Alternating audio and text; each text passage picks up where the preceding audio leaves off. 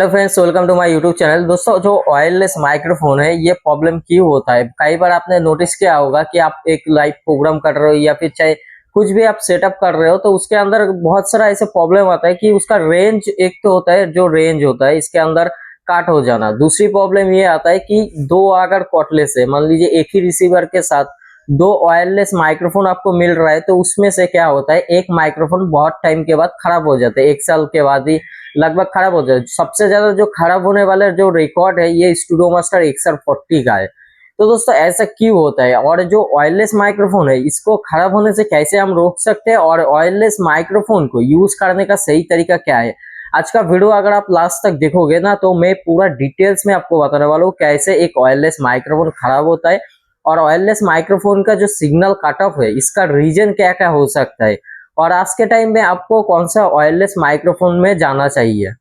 दोस्तों, सबसे पहले बात करें कि वायरलेस माइक्रोफोन का रेंज प्रॉब्लम क्यों होता है। देखिए दोस्तों, जब भी हम किसी भी एम्पलीफायर के ऊपर वायरलेस माइक्रोफोन को रख के यूज करते हैं तो उस टाइम पे क्या होता है, स्क्रीन के ऊपर आप देख सकते हो किसी भी जो ट्रांसफार्मर होता है ना एम्पलीफायर के अंदर, इसके अंदर एक मैग्नेटिक फील्ड बनता है। मैग्नेटिक फील्ड के अंदर क्या होता है, जो हमारा ये जो वायरलेस माइक्रोफोन होता है इसके अंदर ज्यादातर जो पार्ट्स यूज किया जाता है वो SMD पार्ट्स होता है और इस जो होता है ना छोटे छोटे पार्ट्स होता है। तो इनको जो ये जो एनर्जी होता है, जो ट्रांसफार्मर से जो मैग्नेटिक फील्ड के थ्रू जो एनर्जी निकलता है ये क्या करता है, इस पार्ट्स को डैमेज करता है।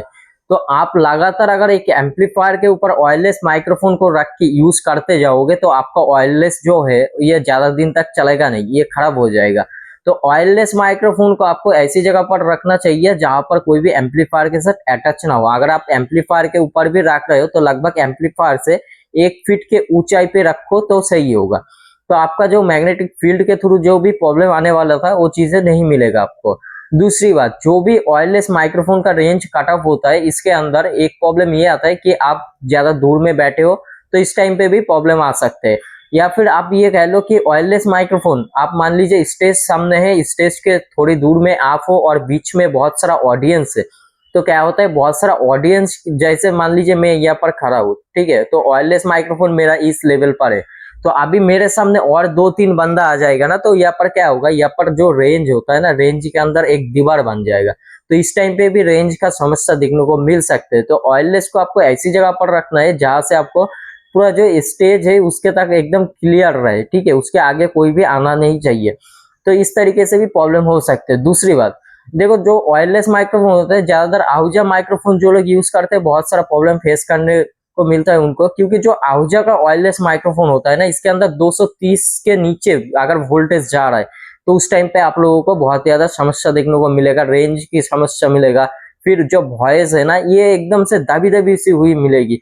तो ये प्रॉब्लम होते रहता है जो वायरलेस माइक्रोफोन। लेकिन दोस्तों, ये प्रॉब्लम और भी है कि बहुत सारा अगर मीटिंग में जा रहे हो, जैसे मोदी जी का बड़े बड़े जो मीटिंग होता है, बड़े बड़े नेता का जो मीटिंग होता है, इसके अंदर क्या होता है ना, इसके अंदर जैमर लगा हुआ होता है।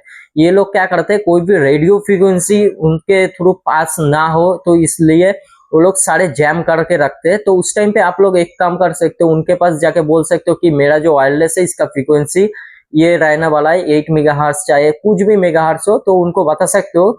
तो वो लोग क्या कर सकते हैं, उसको अनब्लॉक करके आपके यूज के लिए सिर्फ छोड़ सकते हैं। बाकी दोस्तों, अगर आप उनके पास नहीं जा रहे हो तो आपका वायरलेस माइक्रोफोन काम नहीं करेगा उस टाइम पे। तो ये चीजें भी आपको पता होना चाहिए। ये जो फ्रीक्वेंसी रेंज का प्रॉब्लम है ये मोबाइल नेटवर्क के साथ भी होता है। तो चलिए दोस्तों, मैं कुछ टिप्स आप लोगों को देने वाला हूँ मोबाइल नेटवर्क की वजह से कैसे आपका बचना है कि आपका जो वायरलेस माइक्रोफोन है इसके अंदर कैंसिलेशन ना हो। तो दोस्तों, सबसे पहले मैं कुछ फ्रीक्वेंसी के बारे में बता दूंगा कि ये फ्रीक्वेंसी आपको अवॉइड करके चलना चाहिए। देखिए दोस्तों, जैसे मैं रहता हूँ कोलकाता में जो हमारा जो मोबाइल नेटवर्क है वहाँ पर 3 टाइप का एंटेना यूज होता है। एक हो गया एडिक्सन, दूसरा हो गया नोकिया, तीसरा हो गया सैमसंग। ठीक है दोस्तों, ये एरिया वाइज अलग अलग हो सकता है, लेकिन दोस्तों जो कोलकाता में प्रॉपर यूज होता है ये तीनों कंपनियों का यूज होता है। तो इसमें क्या होता है, इसमें बहुत सारा बैंड आता है, जैसे 700 बैंड हो गया, फिर आपका 1800 बैंड हो गया, फिर आपका 800 बैंड हो गया, 90 बैंड हो गया, फिर आपका यहाँ पर 2100 बैंड हो गया, फिर आपका 23,100 बैंड हो गया, 21,100 बैंड है, 3500 बैंड है। तो ये जो मैं फ्रीक्वेंसी बता रहा हूँ ना, 3500 का क्या है ना, 3500 जो होता है ये 5G का होता है, 3500 एंड 700 ये दोनों जो 5G का होता है तो इनके अंदर जो फ्रीक्वेंसी निकलता है ये 698 से लेके 806 मतलब 806 फ्रीक्वेंसी निकलता है 700 बैंड के अंदर। तो इसके अंदर जितना भी फ्रीक्वेंसी रेंज का वायरलेस माइक्रोफोन आ रहा है इसको आपको अवॉइड करके चलना चाहिए।